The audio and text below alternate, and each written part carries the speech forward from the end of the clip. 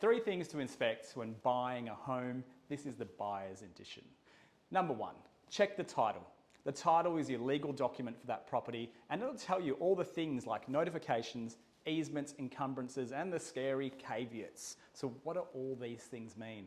Well, they are going to be the legal things on that particular piece of land that might tell you about aircraft noise and flight paths. It'll tell you about sewer lines and whether there's any restrictions on where you can build based on those sewer lines and other things affecting the land that you're buying.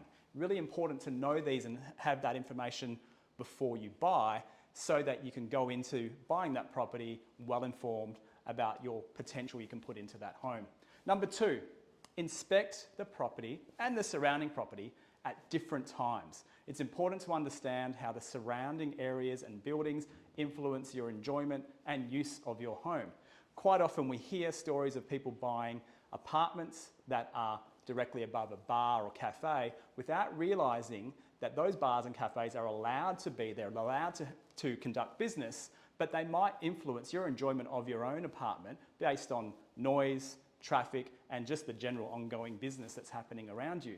The other one to pay attention to is school areas. You might not be directly in front of a school or a primary school, and you might be on a side street. Without inspecting the property at different times, you might not realise that that might just happen to be the pick-up and drop-off area where people park at 3 o'clock or in the mornings for drop-off and things like that, and that might affect your general enjoyment of your new home that you're buying.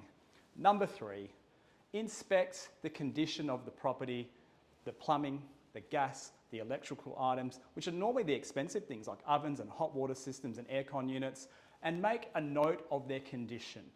The walls, the floor, the flooring, make a note of those things if they are damaged or broken or have cracks in them, because in most contracts when you're buying, the day that you inspect the property is the condition that they need to be returned in.